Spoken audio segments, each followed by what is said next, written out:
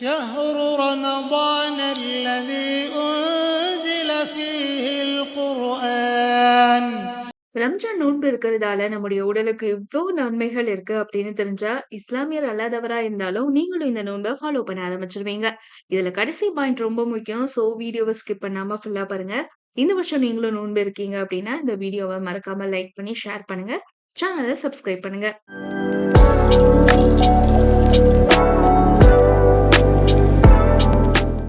ரமலான் மாதம் முஸ்லிம் சமூகத்தினருக்கு ரொம்பவே சிறப்பான காலம் அப்படின்னு சொல்லுவாங்க. இந்த நேரத்துல மக்கள் சஹர், இஃப்தார் நேரங்கள்ல கவனம் செலுத்துறாங்க. ஏன் அப்படின்னா, இந்த 2 நேரமுமே நோன்பு இருக்கிறவங்களுக்கு ரொம்பவே முக்கியமானது. அதே சமயம் வெயிட் லாஸ் பண்றதுக்கு ரம்ஜான் மாதம் ரொம்பவே சிறப்பு வாய்ந்தது அப்படின்னு சொல்றாங்க.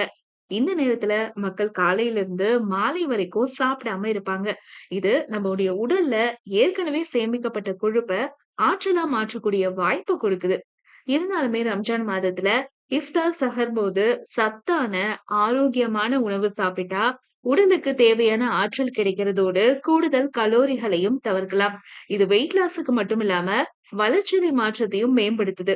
சரியான முறையில கடைபிடிக்கப்படக்கூடிய உண்ணாவிரதம் உடல் செயல்பாடுகளுக்கும் மன ஆரோக்கியத்துக்கும் நன்மை கொடுக்குது. ரம்ஜான் நோன்பு காலத்துடைய இன்னும் பல நன்மைகள் பற்றி மருத்துவர்கள் என்ன சொல்றாங்க அப்படிங்கறதையும் நம்ம டீட்டெயிலா இந்த வீடியோல தெரிஞ்சுக்கலாம். விஷயம் என்ன அப்படின்னு சொல்லி பார்த்தோம்னா, வெயிட் லாஸ். முன்னாடியே சொன்னது மாதிரி ரமலான் இடைவிடாத நோன்பு உடல்ல சேரக்கூடிய அதிகப்படியான கொழுப்ப எரிக்க உதவுது. நம்ம சாப்பிடாம இருக்கும்போது உடல்ல இன்சுலின் அளவு குறையுது. இது வளர்சிதை மாற்ற விகிதத்தை அதிகரிக்குது. இது மட்டும் இல்லாம வெயிட் லாஸ் ப்ராசஸையும் நமக்கு ஈஸியாக்கி கொடுக்குது. சரியான நீரேற்றம், ஊட்டச்சத்து சமநிலையோட உண்ணாவிரதம் இருக்கிறது மக்கள் தங்கள் உடல் அமைப்ப ஆரோக்கியமா வைக்க உதவுது அப்படின்னு டாக்டர் சொல்றாங்க.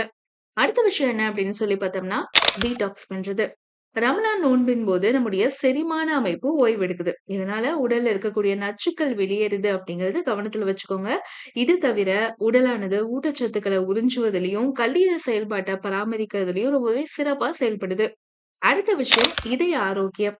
நோன்பு இருக்கிறது கொழுப்புடைய அளவை குறைக்கிறதுக்கும், ரத்த அழுத்தம், ரத்த சர்க்கரையை குறைக்கிறதுக்கும் ஒரு கருவியா செயல்படுது அப்படிங்கறத சயின்டிபிக்காவே ப்ரூவ் பண்ணியிருக்காங்க. இது மட்டும் இல்லாம இது இதய நோய்க்கான வாய்ப்பை குறைக்குது. ஏன் அப்படின்னா சிறந்த ரத்த ஓட்டம் அப்படிங்கிறது இதய ஆரோக்கியத்தை மேம்படுத்துது.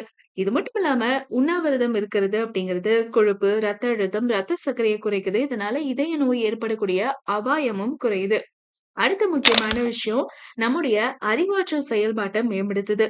பெரும்பாலான மக்கள் ரமலான் மாதத்துல மனத்தெளிவு அதிகரிக்கிறதா சொல்றாங்க. ஏன் அப்படின்னா நம்ம சாப்பிடாம இருக்கும் பொழுது உடலுடைய சர்க்கரை அளவு குறையுது. இது அறிவாற்றல் செயல்பாட்டை மேம்படுத்துது. இன்னொரு விஷயம் என்ன அப்படின்னா நம்முடைய செரிமான ஆரோக்கியம் மேம்படுது. நம்ம முன்னாடி ஒரு விஷயம் சொல்ல இருந்தோம் இல்லையா? தொடர்ச்சியா உணவு எடுத்துக்கொள்வதிலிருந்து ஓய்வு எடுக்கிறது செரிமான அமைப்பை மீட்டெடுக்க உதவுது.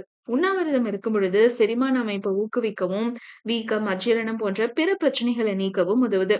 அடுத்து ஹார்மோன் சமநிலையை மேம்படுத்த இந்த நோன்பு உதவுது. நோன்பு இருக்கும்போது உடல்ல இருக்கக்கூடிய ஹார்மோன்களுடைய சமநிலை மேம்படுது. இது வளர்ச்சி ஹார்மோனுடைய அளவு அதிகரிப்பதை உள்ளடக்கியது. செல் புதுப்பித்தல், பழுது பார்க்கறதுல முக்கிய பங்கு வகிக்குது. ஹார்மோன் சமநிலை உடலுடைய இயற்கையான பழுதுபார்க்கும் செயல்முறைய துரிதப்படுத்துது. வயசாகிறதுக்கான அறிகுறிகளையும் குறைக்குது.